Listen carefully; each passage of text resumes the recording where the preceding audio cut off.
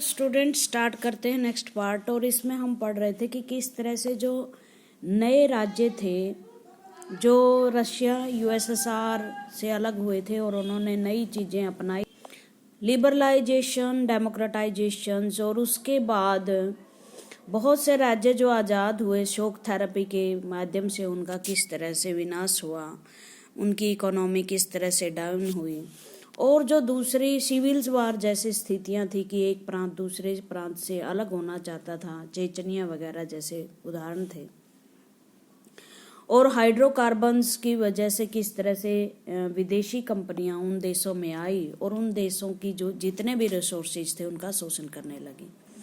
इस तरह से जो नए सेंट्रल एशिया के देश थे वो भी, उनको भी एक मौका मिला कि वो यूएसएसआर और अमेरिका दोनों के साथ अच्छे संबंध स्थापित कर सकते हैं। ईस्ट यूरोपियन जो कंट्री थे वो कई एक दूसरे से अलग हो गए, बिखर गए, नए राज्य बने।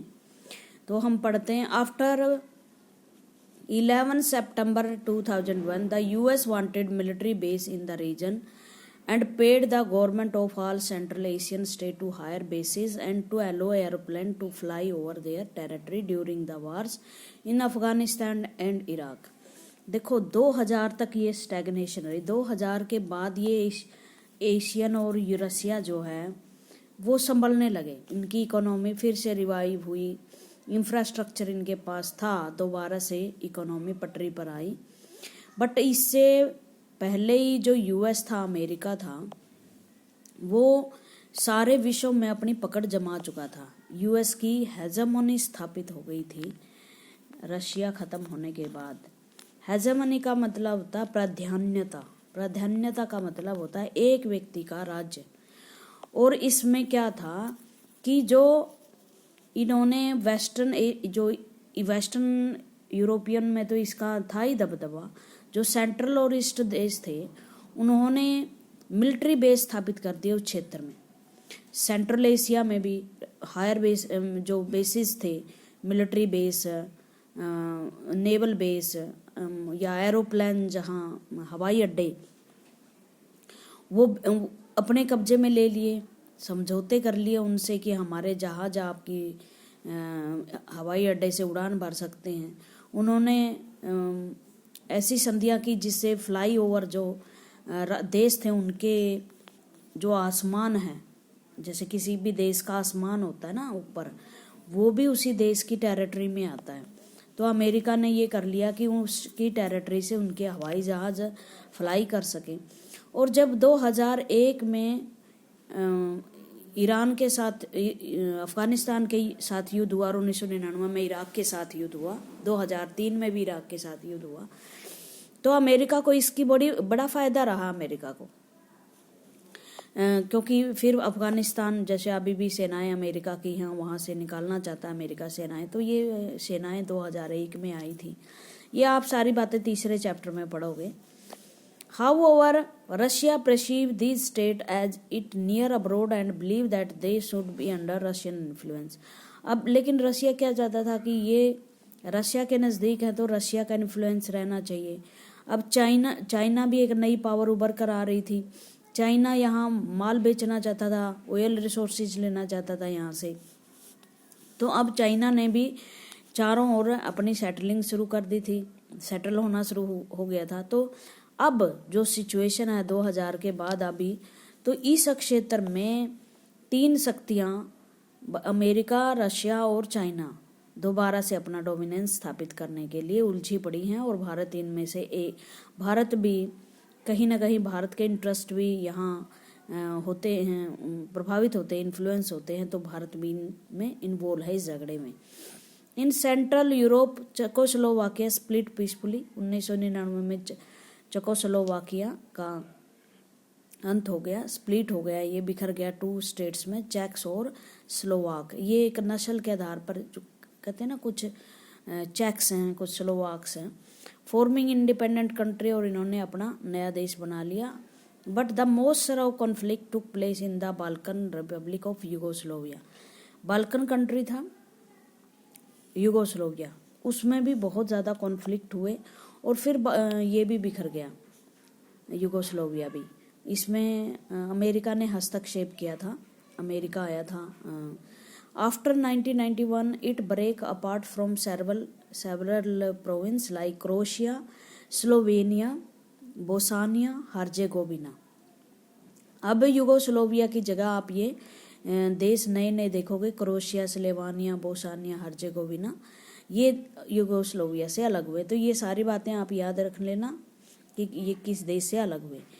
एथनिक सर्ब्स अपोज दिस, जो सर्ब थे, एक एथनिक ग्रुप था जो अपनी भाषा और संस्कृति से अपने आप को अलग समझता था, सर्बों का, उसने एक नया देश बना लिया। And a massacre of non Serb Bosnia, Bosnia में जो नॉन सर्ब थे उन पर बड़ा अत्याचार किया। The NATO intervention and bombing on Yugoslavia, और उसके बाद नाटो ने, मैंने कहा था ना कि आप यूएसए ने इसमें हस्तक्षेप किया था।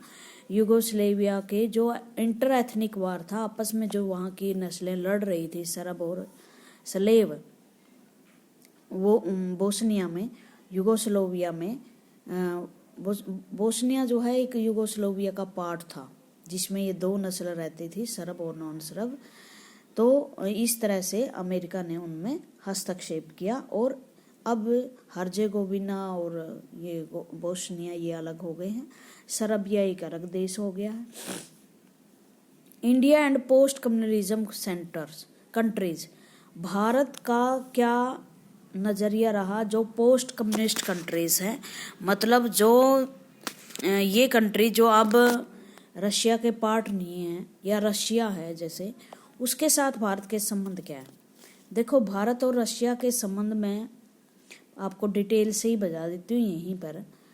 1971 तक भारत और रशिया के संबंध ऐसे ही रहे जैसे वो देशों के साथ थे। भारत नॉन अलाइनमेंट मूवमेंट के आधार पर चल रहा था। इसके तहत हम किसी भी पावर में शामिल नहीं होना चाहते थे। अचानक चाइना ने रशिया का दामन छोड़ दिया और वो अमेरिका के साथ में चला गया। पहले हम चाइना के साथ ज़्यादा अच्छे संबंध निभाना चाहते थे, चीनी हिंदी भाई भाई, इस तरह की कॉन्सेप्ट 1954 में थी, वो जल्दी ही ख़त्म हो गई जब 1962 में भारत और चाइना का युद्ध हुआ। रशिया जो है वैसे अमेरिका जो है भारत के खिलाफ पाकिस्तान को मदद दे रहा था, बट रशिया न्यूट्रल था, यूएसएसआर, बल्कि भारत रशिया के करीब ज़्यादा था क्योंकि नेहरू जी जो स्टालिन वगैरह उनके दोस्त थे, सोशलिस्ट पैटर्न उन्होंने भी अपने देश के लिए अपनाया था। तो अमेरिका हमेशा शक की निगाह से देखता था कि रशिया के साथ इनके गहरे संबंध है। ये ऊपर से कह रहे हैं कि नॉन अलाइनमेंट मूवमेंट के समर्थक है, बट ये सोवियत की तरफ झुकाव है, बट लेकिन ऐसा नहीं था। 1971 में क्या हुआ, ईस्ट बंगाल और पश्चिमी पाकिस्तान और पूर्वी पाकिस्तान, जिसे हम आज भी ईस्ट बंगाल कहते हैं, उसमें कॉन्फ्लिक्ट शुरू हो गया। दोनों एक ही देश के पार्ट थे। तो भारत का भारत इस एरिया से प्रभावित हो रहा था, इस युद्ध से। भारत का बड़ा एरिया इस पाकिस्तान और इस पाकिस्तान के बीच में था। दूसरा, भारत जब वहाँ अत्याचार शुरू हुए तो भारत के क्षेत्र में शरणार्थी बहुत ज़्यादा आए।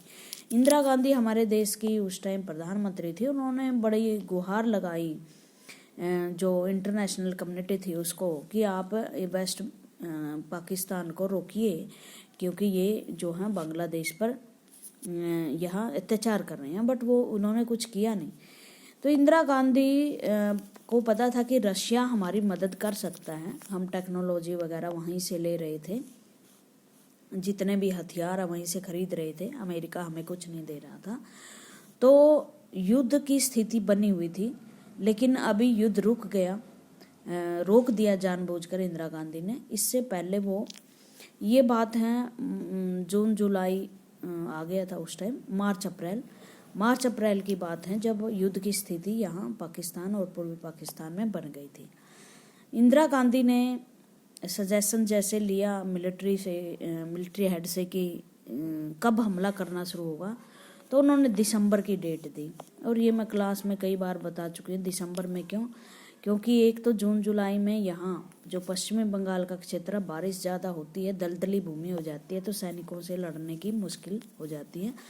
क्योंकि हमें 2 मोर्चों पर लड़ना था पाकिस्तान से, और एक जो ये क्षेत्र था यहाँ बर्फ़ से पहाड़ियाँ ढक जाती हैं, लेकिन मई और जून जुलाई में बर्फ़ पिघलनी शुरू हो जाती, तो यहाँ से सैनिक सहायता और दूसरी सहायता पहुँचने आसान हो जाती है पाकिस्तान से। तो दिसंबर डेट इसलिए दी कि एक तो बारिश नहीं होगी उस टाइम, और दूसरी जो यहाँ पहाड़ों पर बर्फ़ जम जाएगी, तो यहाँ से भी रास्ते हम कट ऑफ कर सकते हैं। इससे पहले इंदिरा गांधी अक्टूबर में रशिया गई 1971 में, और फ्रेंडशिप की संधि कर ली। रशिया और भारत के बीच में 20 साल के लिए फ्रेंडशिप की संधि हो गई, कि क्योंकि पता था युद्ध में क्लियरली अमेरिका ने बोल दिया था कि अगर युद्ध होगा पाकिस्तान और भारत का, तो वो खुलकर सामने आएंगे, खुलकर मदद देंगे। तो इस तरह से रशिया के साथ हमारे जो संबंध है वो और भी मजबूत हो गए, क्योंकि जो कई बार दोस्त का तभी पता चलता है ना जब वो मुसीबत के समय काम आए। तो इंदिरा गांधी ने यही कहा था कि हिंद महासागर तक हमारे आप इनके अमेरिका आ पहुंचा है, तो आप देख लेना। तो रशिया ने हमें फुल फ्लैज्ड मदद की उम्मीद दिलाई कि हम करेंगे ऐसा। लेकिन शुक्र ये हुआ कि जब 1971 में भारत की और पाकिस्तान की लड़ाई हुई, तो चाइना और पाकिस्तान ये कह रहे थे कि हम आएंगे आपके साथ, चाइना और अमेरिका, लेकिन कोई भी देश नहीं आया। चाइना के अपने कंसर्न थे, अमेरिका अपनी तरफ से नहीं आया। तो एक छोटा सा इंटरनेशनल लेवल पे युद्ध नहीं हुआ, एक छोटा सा वार ही निपट गया। लेकिन भारत और इंडिया और रशिया के जो संबंध है वो मजबूत हो गए। उसके बाद हमने जितनी भी स्पेस टेक्नोलॉजी, बड़े बड़े नेवल जहाज जो जैसे विक्रांत जैसे INS जो इंडियन शिप के जहाज हैं नेवल सेना के लिए, सोयूज हैं जो फाइटर विमान थे, वो आए। बाकी ये अलग बात है कि उनकी टेक्नोलॉजी बड़ी मतलब बड़ी ही बैकवर्ड क्लास की थी, और हमारे बहुत सारे पायलट उन जहाज़ों की वजह से मारे गए, उनमें टेक्निकी गड़बड़ की वजह से। तो लेकिन हमारे संबंध अच्छे रहे। अब भी ये ही सजेशन दिया जा रहा है कि आप अमेरिका के इतना भरोसा मत कीजिए, रशिया से फ्रेंडशिप अपनी बनाए रखिए। तो ये बहुत सारी, इसके साथ साथ ये तो हमारा मिलिट्री संबंध था, कल्चरल संबंध। बहुत सारे जो फिल्मी अभिनेता है रशिया के हमारे यहाँ आते थे, हमारे अभिनेता वहाँ जाते थे। एक डायरेक्टर और एक्टर हुआ करते थे हमारे, राज कपूर, जो आप रणबीर कपूर देखते हो ना, उनके परदादा थे, उनके दादा थे। इनकी फिल्मों में जैसे आपने देखा होगा सर्कस, एक फिल्म थी उनकी सर्कस बेस पे, वो उनसे जितने भी कलाकार वहाँ या इसमें काम कर रहे होते हैं सर्कस में, वो रशियन कलाकार ही होते हैं। हमारी फिल्में वहाँ सेंट्रल एशिया में बड़ी चाव से देखी जाती थी। India has maintain good relation with all the post communist country. सबके साथ हमारे अच्छे संबंध हैं, but the strongest relation are still those between Russia and India. आज भी रशिया और इंडिया के साथ हमारे अच्छे संबंध हैं। क्यों? क्योंकि रशिया USSR का प्रतिनिधि है भाई। सारी जितने भी संधि समझौते हैं वो रशिया हैंडल कर रहा है, जो पोस्ट USSR ने किए थे। India's relation with Russia are an important aspect of Indian foreign policies. Indo-Russian relations are embedded in history, trust and common interest and are matched by popular perceptions. Bharat और Russia के संबंध historical हैं, ऐतिहासिक हैं, विश्वास है एक दूसरे के कॉमन इंटरेस्ट हैं। इस वजह से Indian heroes like Raj Kapoor, Amitabh Bachchan are household names in Russia. Russia में इसी तरह से ये पॉपुलर है जिस तरह से भारत में पॉपुलर थे। And many post Soviet country one can hear Hindi film song all over the region. और बहुत सारे जो रशियन क्षेत्र हैं उनमें भी हिंदी फिल्मी सॉन्ग सुने जाते हैं। And India is a part of popular memory. Russia and India share a vision of multipolar world order. अब इंडिया और रशिया चाहते हैं, दोनों का दृष्टिकोण है कि वर्ल्ड में एक पावर या दो पावर नहीं होनी चाहिए, मल्टीपोलर वर्ल्ड होना चाहिए, मतलब सब में पावर बिखरी होनी चाहिए। What then they meant by multipolar world, उसका मतलब यही है, मैंने बता दिया ना कि मल्टीपोलर वर्ल्ड का मतलब है बहुत सारी शक्तियाँ, बहुत सारे देशों में शक्तियाँ बटी होनी चाहिए। बॉलीवुड स्टीर्स उज्बेक पैसन, उज्बेकिस्तान, अगर आप देखोगे भारत के ऊपर ही उज्बेकिस्तान है यहाँ, तो वहाँ पर फिल्मों का पैशन बहुत है, इंडियन फिल्मों का। 7 years after the Soviet Union collapsed, the Uzbek passion for Indian film countries continue. Within month of the release of the latest film in India, private copy were already on sale on the Uzbek capital, और Uzbek की capital है Tashkent. और Tashkent का नाम अच्छी तरह से जानते होंगे आप, यहीं संधि हुई थी पाकिस्तान और भारत की 1965 के युद्ध के बाद, और यहीं हमारे प्रधानमंत्री लाल बहादुर शास्त्री की डेथ हुई थी। मोहम्मद शरीफ पट रन्स ए shop selling Indian film star, ये कोई केस स्टडी है, ये बताते हैं कि वहाँ पर उनकी शॉप और वो किस तरह से बिकती हैं फिल्में, ये पढ़ लेना। भारत की जो ऑर्डर इज टू को existence on several power in the international system, Bharat और रशिया चाहते हैं कि जो पावर है उसके बहुत सारी संस्थाएं होनी चाहिए, एक दूसरे से सह अस्तित्व होना चाहिए। इसका मतलब, सह अस्तित्व का मतलब एक दूसरे से ना लड़ें, हम एक दूसरे की सोवरेनिटी की रिस्पेक्ट करें। कलेक्टिव सिक्योरिटी, एक दूसरे पर अटैक हो तो हम एक दूसरे का मिलकर सामना करें, मतलब एक कंट्री के विरुद्ध अगर हमले होते हैं तो दूसरा कंट्री, भारत या रशिया, एक दूसरे की मदद करे। Greater regionalism, negotiate settlement of international conflict, और अगर कोई इस तरह की बात भी है, कॉन्फ्लिक्ट भी है एक दूसरे से, तो बातचीत से मामले सुलझाएं। An independent foreign policy of all country, सभी कंट्रीज के साथ स्वतंत्र विदेश नीति अपनाएं, मतलब जब हम एक दूसरे के साथ संबंध स्थापित करें, देशों में ट्रीटीज करें, संधियां समझौते करें, तो इंडिपेंडेंट हो, स्वतंत्र रूप से हो। ये नहीं कि संधि कर रहे हैं और एक व्यक्ति को, एक देश को उससे फायदा हो रहा है। And decision making through bodies like UN, और इंटरनेशनल लेवल पे जितने भी डिसीजन हो वो एक पावर ना ले, यूएनए जैसी संस्थाएं हो, यूएनओ इतनी ताकतवर हो कि अपने दम पर निर्णय ले सके। यूएनओ के निर्णय में डेमोक्रेसी होनी चाहिए, ये नहीं कि अमेरिका जैसे देशों का दबाव हो। एम्पावर्ड होनी चाहिए, वो ताकतवर होनी चाहिए। More than 80 bilateral agreements have been signed between India and Russia as part of Indo-Russian Strategic Agreement 2001। ये संधि 20-20 साल के लिए फिर बढ़ा दी जाती है भाई फिर, और एक संधि हुई थी भारत और रशिया के बीच में, इंडो रशियन स्ट्रेटेजिक एग्रीमेंट। इसके द्वारा 80 बायलेटरल एग्रीमेंट हो चुके हैं। बायलेटरल एग्रीमेंट का मतलब दोनों देशों के बीच में ये सहमति कि आपका माल हमारे यहाँ आए, हम, मतलब बहुत सारी बातें उसमें लिखी होती हैं। एक इंटरनेशनल इशू है हमारा कश्मीर का, ये नेहरू जी ने इंटरनेशनल बना दिया इसको, बायलेटरल इशू की बजाय यूएनओ में ये मामला रख दिया, जिसकी वजह से भिन्न भिन्न देश राय रखते रहते हैं। अभी 370 धारा में जब चेंज किया तो तुर्की ने इसके ऊपर बड़ी क्रिटिसिज्म किया था भारत का कि ऐसा नहीं होना चाहिए, जबकि ये हमारा आंतरिक मामला था कि हम अपने देश का पॉलिटिकल सेटअप किसी राज्य का बदले, ये हमारे संविधान में लिखा हुआ। अमेरिका का स्टैंड हमेशा से ही गलत रहा, कश्मीर पे हमें कभी सहयोग नहीं मिला। 2000 के बाद सहयोग मिलना शुरू हुआ जब उनके ऊपर खुद का हमला हुआ, लेकिन रशिया ने सदैव यही माना कि ये उनका बायलेटरल इशू है। पाकिस्तान और अफगानिस्तान, भारत का ये आपस में द्विपक्षीय मामला है जो उन्होंने खुद सेटल करना है। Energy supply, sharing information on international terrorism, ये सब चीज़ें इन्होंने अपनाई हैं। उसके बाद access to central Asia and balancing its relation with China, China के साथ हमारे रिलेशन जो बैलेंस्ड होने चाहिए, क्योंकि चाइना जो है रशिया का भी वो साझा वो करता है, सीमा साझा करता है।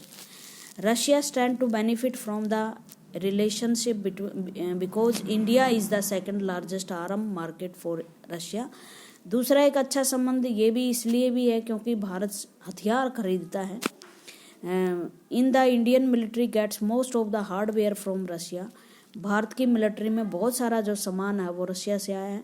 Since India is an oil importing nation, India तेल इंपोर्ट करता है, बाहर से आयात करता है. Russia is important to India and has repeatedly come to assistance of India during the oil crisis.